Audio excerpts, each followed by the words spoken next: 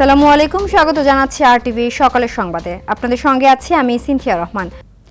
জাতীয় কবি কাজী নজরুল ইসলামের ১২৭তম জন্মবার্ষিকীর অনুষ্ঠানে যোগ দিতে আজ ময়মনসিংহে যাচ্ছেন প্রধানমন্ত্রী তারেক রহমান।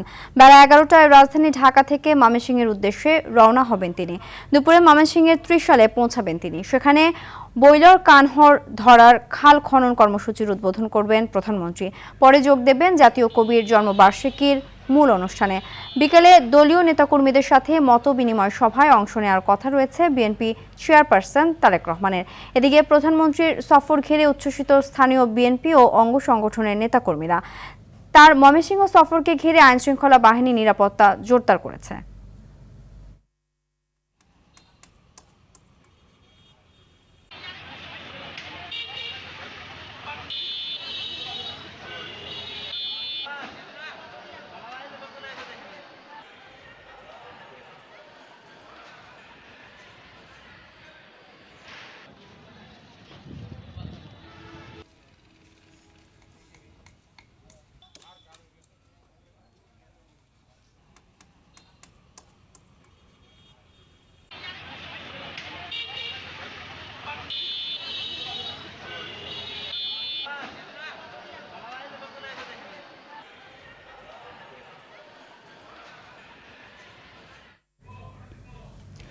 ঈদ এলেই বেড়ে যায় বাস ভাড়া। এ নিয়ে সরকার ও যাত্রীদের বক্তব্যে অমিল থাকলেও কর্তৃপক্ষের বেঁধে দেওয়া ভাড়ার তালিকায় রয়েছে জটিল মারপ্যাঁচ।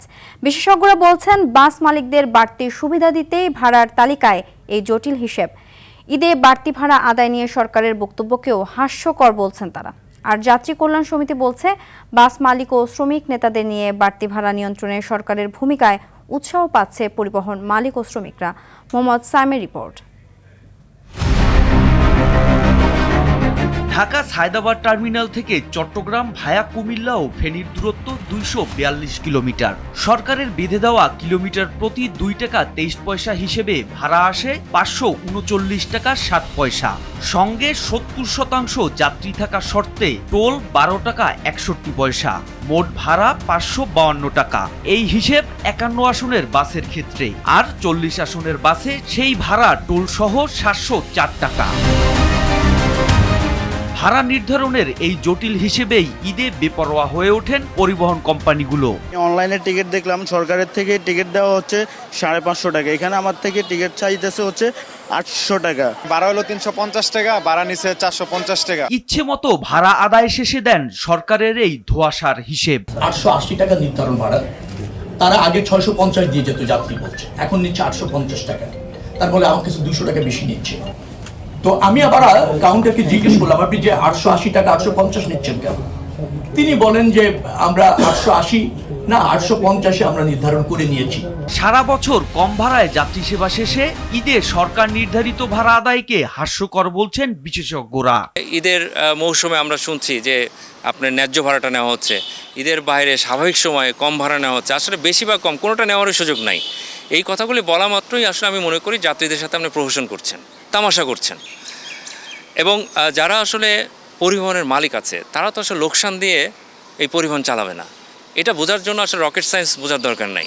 বলছেন, বাস মালিকদের সুবিধা দিতেই সরকারি তালিকায় বাড়তি ভাড়া নির্ধারণ করে দিয়েছে সড়ক পরিবহন কর্তৃপক্ষ। বিশেষ করে পরিবহন খাতে যারা যুক্ত আছেন তাদেরকে আপনি আরও উৎসাহ দিচ্ছেন, অতিরিক্ত ভাড়া নেওয়া, এবং এই ক্ষেত্রে আপনি চাঁদাবাজিতে কিন্তু উৎসাহ দিচ্ছেন।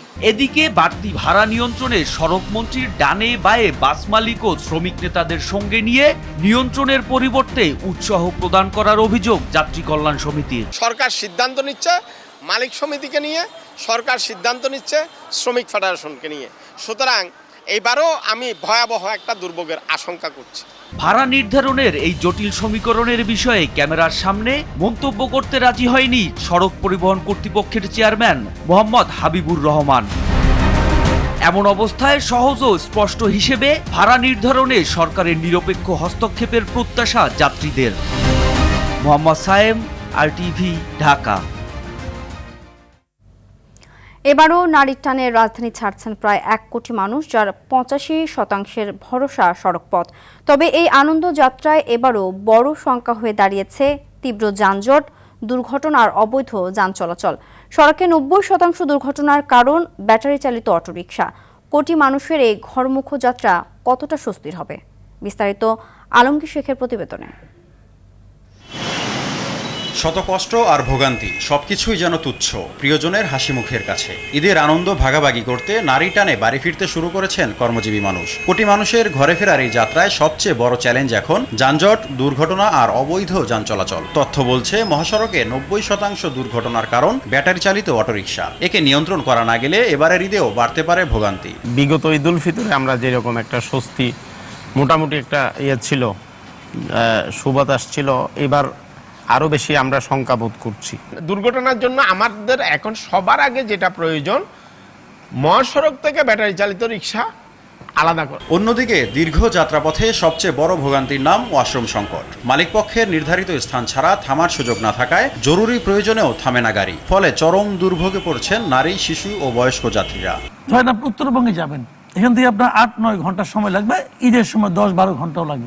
এদের কি টয়লেটে যাওয়ার প্রয়োজন পড়ে না? পেট্রোল পাম্পগুলোতে এক ধরনের ব্যবস্থা আছে, কেউ চেক করে এই পেট্রোল পাম্পগুলোতে এগুলোর কি দুরবস্থা। ঢাকার প্রবেশ ও বাহিরপথে অস্থায়ী হাট আর অব্যবস্থাপনার কারণেও জনদুর্ভোগ বাড়ছে বলে মনে করছেন নগরবিদরা। শ্যামপুর কদমতলী আপনি সবচেয়ে বড় গুরুত্বপূর্ণ পোস্তাগোলা ড্যামরা দিয়ে যাবেন ধরা, দয়াগঞ্জ জুরাইন, যাত্রাবাড়ি সায়দাবাদ ধরা, গুরুত্বপূর্ণ জায়গাগুলোতে হাট বসিয়ে একটা অপরাধমূলক সিচুয়েশন তৈরি করে ফেলতেন।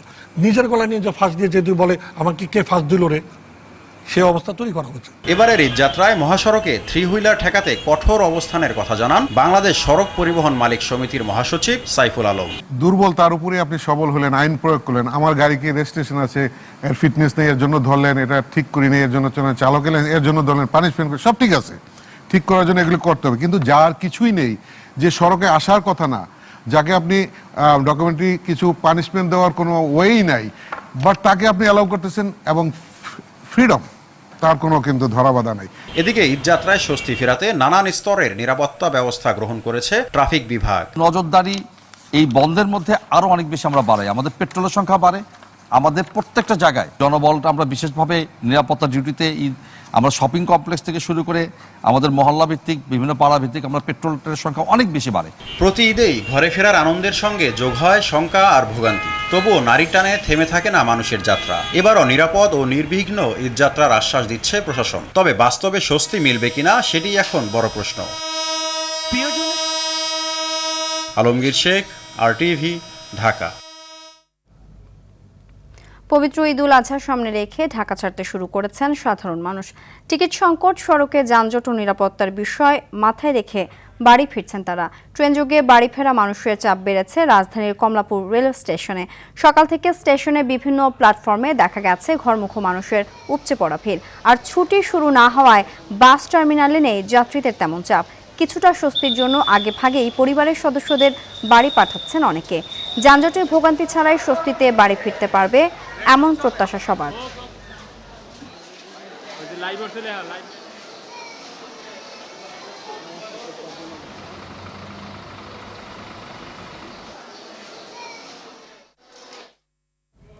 রাজধানীর কমলাপুর রেল স্টেশন থেকে সরাসরি যোগ দিচ্ছেন সহকর্মী হাসান মাহমুদ। হাসান, সব ট্রেন সময় মতো ছেড়েছে কিনা, যাত্রীদের চাপ কেমন দেখছেন জানাবেন? রাজধানীর কমলাপুর রেলওয়ে স্টেশন থেকে সকাল থেকে এখন পর্যন্ত যাত্রীদের ভোগান্তি নেই বললেই চলে। এখন পর্যন্ত প্রতিটা ট্রেন তাদের শিডিউল অনুযায়ী ছেড়ে গেছে এবং গত কয়েকদিনের তুলনায় কিন্তু আজকে কিন্তু যাত্রীদের চাপ আমরা লক্ষ্য করেছি যে গত কয়েকদিনের তুলনায় বেড়েছে। ঈদের ছুটি শুরু না হলেও আজ থেকে কিন্তু পরিবারের সদস্য যারা রয়েছেন তাদেরকে কিন্তু বাড়িতে পাঠিয়ে দিচ্ছেন। অনেকেই আগেভাগে যেন যানজট না পড়ে এবং ভোগান্তি এড়াতেই কিন্তু তারা পরিবারের সদস্যদেরকে কিন্তু আগেভাগে পাঠিয়ে দিয়েছেন। এছাড়া ঈদকে সামনে রেখে রেলওয়ে কর্তৃপক্ষ কিন্তু 10টি স্পেশাল ট্রেন তারা দিবেন। আগামীকাল থেকে কিন্তু এই যে স্পেশাল ট্রেন সেটি চলাচল শুরু করবে এবং আমরা দেখেছি যে সকাল থেকে যাত্রীদের মাঝে কিন্তু যথেষ্ট আনন্দ নিয়েই তারা বাড়ির দিকে ফিরে যাচ্ছেন এবং আমরা জানি যে আগামী 2 জুনের যে ফিরতি যাত্রার যে ট্রেন টিকিটের যে অগ্রিম যে অনলাইনে বিক্রি সেটি কিন্তু ইতিমধ্যে শুরু হয়েছেন এবং আগামীকাল কিন্তু ফিরতি যাত্রার তিন তারিখের যে ট্রেন যাত্রা সেটি কিন্তু বিক্রি শুরু হবে। আমরা রেলওয়ে স্টেশনে এসে যাত্রীদের সঙ্গে কথা বলে জানতে পেরেছি যে তারা অত্যন্ত স্বাচ্ছন্দ্যে কিন্তু তারা এই রেলওয়ে স্টেশন থেকে ঈদের আনন্দ ভাগাভাগি করতে কিন্তু তারা ছুটে যাচ্ছেন। তারা বলছেন যে ছুটি শুরু হওয়ার আগেই পরিবারের সদস্যদেরকে কিন্তু তারা ঝামেলা এড়াতে পাঠিয়ে দিচ্ছেন এবং যারা কর্মজীবী রয়েছেন যাদের এখনও ছুটি হয়নি তারা কিন্তু এই ছুটি শুরু হওয়ার পরেই তারা বাড়িতে ছুটে যাবেন। এছাড়া রেলওয়ে কর্তৃপক্ষ আমরা দেখেছি তারা এখানে সব ধরনের ব্যবস্থা গ্রহণ করেছেন। ইতিমধ্যে রেলওয়ে সচিব তিনি কিন্তু এই কমলাপুর রেলওয়ে স্টেশনটি পরিদর্শন করেছেন এবং আমরা জানি কিছুক্ষণের মধ্যেই সড়ক পরিবহন মন্ত্রী শেখ রবিউল ইসলাম তিনিও কমলাপুর রেলওয়ে স্টেশনে আসবেন এবং এখানকার ব্যবস্থাপনা সম্পর্কে দেখবেন এবং আনুষ্ঠানিকভাবে সাংবাদিকদের সঙ্গে কথা বলবেন। তো এই ছিল কমলাপুর রেলওয়ে স্টেশন থেকে সবশেষ তথ্য। ধন্যবাদ। ঈদুল আজহাকে সামনে রেখে ট্রেনের কোচ মেরামত চলছে নীলফামারীর সৈয়দপুরের রেলওয়ে কারখানায়। রেলযাত্রা নিরাপদ ও স্বস্তিদায়ক করতে দিনরাত কাজ করছেন শ্রমিকরা। আন্তনগর ট্রেনে যুক্ত করতে এবার 127টি রেল কোচ মেরামত করবেন তারা। ইতোমধ্যে 99টি কোচ রেলওয়ের পরিবহন বিভাগের কাছে হস্তান্তর করা হয়েছে। সৈয়দপুর সংবাদদাতার পাঠানো তথ্যচিত্রে জানাচ্ছেন লিওন আজাদ। ঈদুল আজহায় ঘরমুখো মানুষের নিরাপদ ও আরামদায়ক যাত্রা নিশ্চিত করতে কর্মমুখর নীলফামারীর সৈয়দপুর রেলওয়ে কারখানা। 26টি শপেই এখন চলছে জোর প্রস্তুতি। লক্ষ্য পূরণের শ্রমিকদের যেন দম ফেলারও ফুসরত নেই। নির্ধারিত 8 ঘন্টা ডিউটি শেষেও তারা করছেন অতিরিক্ত কাজ। এমনকি সাপ্তাহিক ছুটির দিন শুক্রবারেও সচল রয়েছে কারখানার চাকা। কারখানার কঠোর প্রচেষ্টায় লক্ষ্যমাত্রার 127টি কোচের মধ্যে ইতোমধ্যে প্রস্তুত হয়েছে 99টি, যা হস্তান্তর করা হয়েছে রেলওয়ে পরিবহন বিভাগের কাছে। ঘরমুখো মানুষের যাত্রা যাতে সুখময় হয়, স্বাচ্ছন্দ্যময় হয়, সেজন্য আমরা কাজ করছি। হলিডে ডিউটি হচ্ছে এবং পার্মানেন্ট স্টাফদের ওভারটাইম চলতেছে। কাজের চাপ প্রচুর রয়েছে যেহেতু সামনে ঈদ। বাজেট স্বল্পতা আর উপকরণ সংকটের কথা স্বীকার করে কর্মকর্তারা জানান সব বাধা পেরিয়ে আগামী 24 মের মধ্যেই শেষ হবে সব কোচের মেরামত কাজ, যার মধ্যে থাকছে 29টি বটগ্রেজ ও 98টি মিটার গ্রেজ কোচ। আমরা নেপথ্যে কাজ করে যাচ্ছি। এবারে আমাদের লক্ষ্যমাত্রা রয়েছে 127টি কোচ। আমরা ইতোমধ্যে 99টি কোচ আউটটার্ন দিতে পেরেছি। রেলওয়ে ফ্লিটে যুক্ত হলে রেলওয়ে যে বিদ্যমান ঘাটতি কোচ সংখ্যা রয়েছে সেটি অনেকাংশে পূরণ হবে এবং পাশাপাশি ঢাকাগামী ট্রেনগুলোতে বাড়তি কোচ সংযোজনের সুযোগ তৈরি হবে। নানা সংকট আর সীমাবদ্ধতা থাকলেও নারীর টানে বাড়ি ফেরা মানুষের ঈদযাত্রা স্বস্তিদায়ক করতে শেষ মুহূর্তের প্রস্তুতিতে কোনো কমতি রাখছেন না এই কারখানার কারিগররা। Leone Azad, RTV। ঈদ যত ঘনিয়ে আসছে ততই দেশ জুড়ে জমে উঠছে কোরবানির পশুর হাট ও খামার। সকাল থেকে সন্ধ্যা পর্যন্ত চলে ক্রেতা বিক্রেতাদের হাঁকডাক। যদিও বেচাকেনা এখনও কিছুটা কম বলে দাবি ব্যাপারীদের। একই সাথে গোখাদ্যের বাড়তি দাম আর সীমান্ত দিয়ে গরু অনুপ্রবেশের শঙ্কা কাটছে না তাদের। অন্যদিকে পশুর বাড়তি দাম নেওয়ার অভিযোগ ক্রেতাদের। প্রতিনিধিদের পাঠানো তথ্যচিত্রে আরও জানাচ্ছেন সুলাইমান কবির। দুয়ারে কড়া নাড়ছে পবিত্র ঈদুল আজহা। বিভিন্ন জেলায় এরই মধ্যে জমে উঠেছে পশুর হাট। পশুর পরিচর্যায় খামারগুলোতেও বেড়েছে শেষ সময়ের ব্যস্ততা। কুরবানির ঈদকে ঘিরে জমে উঠেছে ফরিদপুরের সবচেয়ে বড় টেপাখোলা পশুর হাট। ফরিদপুর ছাড়াও আশপাশের বিভিন্ন জেলা থেকে এখানে পশু নিয়ে এসেছেন খামারিরা। দাম নিয়ে রয়েছে মিশ্র প্রতিক্রিয়া। হাটে সার্বিক নিরাপত্তায় কাজ করছে আইন শৃঙ্খলা বাহিনীর সদস্যরা। প্রথমত কিনছি, আর যদি আমার প্রথমত হয় আরো কয়েকটা করে কিনবো। 4 লক্ষ প্লাস দাম হয়েছে, আমি 6 লক্ষ টাকা দাম চাইতেছি। 2টা গরু আনছি, একটা বিক্রি করছি 1,60,000 টাকা। সাতক্ষীরার হাটগুলোতেও জমতে শুরু করেছে পশু কেনাবেচা। তবে উৎপাদন খরচ বাড়ার পাশাপাশি পার্শ্ববর্তী ভারত ও মিয়ানমার থেকে গরু আসার শঙ্কায় লাভ নিয়ে দুশ্চিন্তা কাটছে না ব্যবসায়ীদের। প্রচুর বেচা কেনা হচ্ছে, তবে গরুর দাম অনেক বেশি। গরুর দাম আগুন, বাজার ভালো, খারাপ না। আমাদের বাজেটের চেয়ে বেশি মনে হচ্ছে।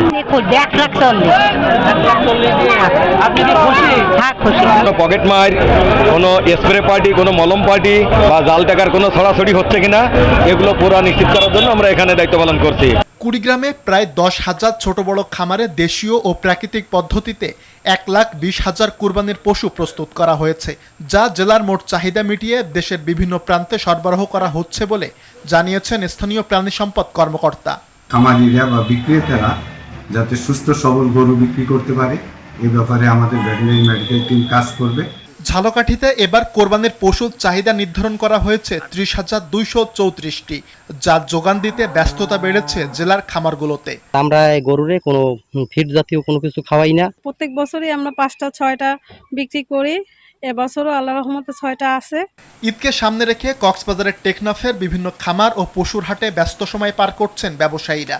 দীর্ঘদিন মিয়ানমার থেকে গরু আমদানি বন্ধ থাকায় স্বস্তির কথা জানিয়েছেন এখানকার ব্যবসায়ীরা। আর সমস্ত গরু নইলে আর দেশীয় গরু আগে তো মাইমাতো আসিত, এখন তো মাইমাতো গরু আসে না। টেকনাফে এবার 274টি খামারে প্রায় 7,500 পশু প্রস্তুত করা হয়েছে। সুলাইমান কবির, RTV। পবিত্র ঈদুল আজহা যতই ঘনিয়ে আসছে, কামারপাড়ায় ততই বাড়ছে ব্যস্ততা। হাতুড়ির টুংটাং শব্দে মুখরিত চারপাশ। কোরবানির পশু জবাই আর মাংস প্রস্তুতের জন্য দা, বঁটি, ছুরি আর চাপাতি তৈরিতে দিনরাত এক করছেন কারিগররা। বরগুনার পাথরঘাটা ও দিনাজপুরের হিলি প্রতিনিধির পাঠানো তথ্যচিত্রে জানাচ্ছেন লিওন আজাদ। কয়লার দগদগে আগুনে পুড়ছে লোহা, আর অবিন্যস্ত সেই লাল লোহায় হাতুড়ির একের পর এক আঘাতে তৈরি হচ্ছে চকচকে দা, বটি, ছুরি কিংবা চাপাতি। ঈদুল আজহাকে সামনে রেখে পাথরঘাটা বাজার থেকে শুরু করে দিনাজপুরের হিলি সীমান্ত সবখানেই এখন কামারশালাগুলোতে দম ফেলার ফুসরত নেই কারিগরদের। বরগুনার পাথরঘাটা বাজারের পূর্ব মাথা, বারবাকিয়া, সওদাগর হাট কিংবা টৈটং বাজার সবখানেই এখন ক্রেতাদের আনাগোনা। পুরনো সরঞ্জাম ধার করানোর পাশাপাশি নতুন স্প্রিংয়ের ছুরির চাহিদাও বেশ। তবে কারিগররা বলছেন কাঁচামালের দাম বাড়ায় খাটুনির তুলনায় কমছে লাভের খতিয়ান। কোরবানি ছাড়া কোনো ইনকাম নাই, টুকটাক যেটু হয় এই তো সংসার কিস্তি মিস্তি চালাই, এরপর আপনার এই কয়লা এমন পাওয়া যায় না, রেট বেশি। এখন একটু দাম একটু বেশি নিচ্ছে, কারণ কোরবানি উপলক্ষে একটু চাহিদা বেশি থাকায় একটু দামও বেশি চাচ্ছে তারা। একই চিত্র উত্তরের সীমান্ত অঞ্চল দিনাজপুরের হিলিতেও। আধুনিক প্রযুক্তির ছোঁয়ায় অনেক ঐতিহ্যবাহী পেশা হারিয়ে গেলেও কোরবানির ঈদে এই কামার শিল্পের কদর এখনো অপরিসীম। বছরের অন্য সময় মন্দা থাকলেও এই মৌসুমকে ঘিরে কিছুটা স্বস্তি ফিরছে খামারদের জীবনে। লোহার দাম মনে করে 120 টাকা কেজি গাড়ির পাতি কিনেছি, দাও বডি বানাচ্ছে সবাই, স্প্রিং এর দা এলা এরকম গাড়ির পাতির দা, হ্যাঁ এলা আমরা রেডি করে দিচ্ছি এরকম। গতবারের তুলনায় এবারে আমাদের কাজের চাপটা অনেক প্রচুর বেশি। হ্যাঁ, আমরা প্রায় রাতের 12টা-1টা পর্যন্ত কাজ করতেছি। সব বাধা আর বাড়তি খরচের ভিড়েও এই মৌসুমটি খামারপাড়ার সুদিন। পাথরঘাটা থেকে হিলি শেষ মুহূর্তের বেচাকেনা ভালো হলে ঘুচে যাবে সারা বছরের আর্থিক মন্দা। Leon Azad, RTV। জাতীয় কবি কাজী নজরুল ইসলামের 127তম জন্মবার্ষিকীর অনুষ্ঠানে যোগ দিতে আজ ময়মনসিংহে যাচ্ছেন প্রধানমন্ত্রী তারেক রহমান। দর্শক ত্রিশালের ধরার খাল থেকে সরাসরি যোগ দিচ্ছেন সহকর্মী রুদ্র রফিক। রফিক, প্রধানমন্ত্রীর সফর ঘিরে সেখানকার সার্বিক অবস্থা আমাদের জানাবেন।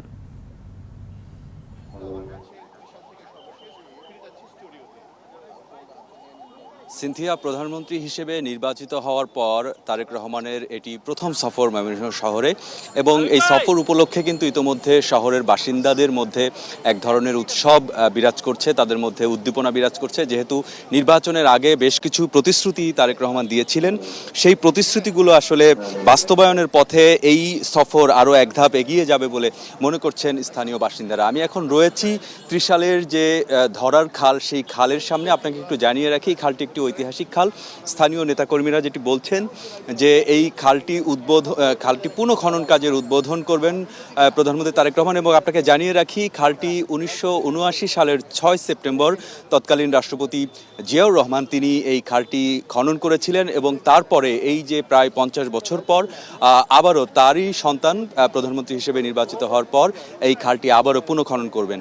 এই খালটি পুনঃখননের মধ্য দিয়ে এই এলাকার মানুষের জীবনযাত্রার মান পাল্টে যাবে বলে মনে করছেন স্থানীয়রা। আপনাকে একটু জানিয়ে রাখি, ময়মনসিংহ অঞ্চলটি পুরোটি কিন্তু কৃষি প্রধান অঞ্চল। বিশেষ করে এই যে ত্রিশাল থানা, এই থানাতে প্রচুর পরিমাণ মাছ উৎপাদন হয় এবং রাজধানী ঢাকা সহ দেশের বিভিন্ন অঞ্চলে যে মাছের যোগান, সেই যোগান কিন্তু এই অঞ্চল থেকেই এই অঞ্চলের কৃষিজীবী মানুষরা দিয়ে থাকেন। একসময় এই খাল দিয়ে প্রচুর মৎস্যজীবীরা মৎস্য শিকার করতেন। স্থানীয়দের সঙ্গে কথা বলেছি, তারা বলেছেন সবসময় এই খালে একসময় পানি থাকতো এবং তারা তাদের জীবিকা আহরণ করতেন। তবে বিগত দীর্ঘ সময়ে আসলে অব্যবস্থাপনা এবং সংস্কার না হওয়ায় কিন্তু খালটি একেবারে মৃতপ্রায়। আপনাকে একটু জানিয়ে রাখি যে এই খালের পুনঃখনন কাজের উদ্বোধন পরে কিন্তু এই খালের পাড়েই প্রধানমন্ত্রী তারেক রহমান একটি সুধী সমাবেশে অংশ নেবেন, যেটি আপনি দেখতে পাচ্ছেন। ইতিমধ্যেই কিন্তু মঞ্চটি পুরোপুরি প্রস্তুত এবং এই খালের পুনঃখননের পরে তিনি এখানে বক্তব্য রাখবেন। এছাড়াও এই খাল পুনঃখনন কর্মসূচির পর, অর্থাৎ ইতিমধ্যে আমরা যেটি জানি যে দুপুর 12:30টার দিকে তার এই খালটি পুনঃখনন করার কথা রয়েছে। তবে সেই সময়সূচিটি আসলে কিছুটা বিলম্ব হতে পারে, যেহেতু প্রধানমন্ত্রী তারেক রহমানের এই ময়মনসিংহের উদ্দেশ্যে রওনা দেওয়ার কথা ছিল সকাল 9:30টায়। তবে তার একটি অনুষ্ঠান থাকার কারণে সেটি আসলে কিছুটা বিলম্ব হচ্ছে, যার কারণে কিন্তু ময়মনসিংহে যে অনুষ্ঠানমালা রয়েছে এই খাল পুনঃখননের পর নজরুল একাডেমির সামনে জাতীয় কবি কাজী নজরুল ইসলামের 127তম জন্ম জয়ন্তী উপলক্ষে যে 3 দিনের অনুষ্ঠানমালা, সেই অনুষ্ঠানের উদ্বোধন তিনি করবেন। তো সব মিলে সেই অনুষ্ঠানের সময় রয়েছে বিকেল 3টায়। তবে প্রধানমন্ত্রী তারেক রহমান এখনও রওনা দেননি, সেই কারণে আসলে যে নির্দিষ্ট সময়সূচি রয়েছে সেই সময়সূচি কিছুটা বিলম্ব হতে পারে বলে স্থানীয় নেতাকর্মীরা বলছেন। নেতাকর্মীর মধ্যে উৎসাহ উদ্দীপনা বিরাজ করছে। শুধু খাল খনন বা নজরুল ইসলামের জন্ম জয়ন্তীর এই অনুষ্ঠান ঘিরেই থাকবে না। এই অনুষ্ঠানটি আসলে আগামী দিনের যে এই ময়মনসিংহ বিভাগ হওয়ার পর তেমন কোনো উন্নয়ন হয়নি সেটি বলছিলেন স্থানীয় নেতাকর্মীরা। সেই উন্নয়নের ছোঁয়া আসলে প্রধানমন্ত্রী তারেক রহমানের এই আগমন ঘিরে লেগে যাবে বলে নেতাকর্মীরা প্রত্যাশা করছেন। তো এই ছিল ত্রিশাল থেকে আমার কাছে সবশেষ তথ্য। সিনথিয়া, ধন্যবাদ। ঐতিহ্যের রূপলাল হাউস কিংবা লক্ষ্মী ভিলা সবই এখন পাতি নেতাদের দখলে।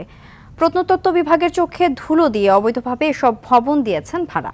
রাজধানীর সূত্রাপুরে শ্যামবাজার এলাকায় চাঁদাবাজির অর্থ আদায়ের চিত্র ধরা পড়েছে আরটিভির ক্যামেরায়। বাজার, ফুটপাত কিংবা ঐতিহ্যবাহী ভবনে চাঁদাবাজিতে উঠে এসেছে স্থানীয় রাজনৈতিক নেতা, প্রশাসন ও বিআইডব্লিউটি এর নাম। বিস্তারিত রনি মজুমদারের প্রতিবেদনে।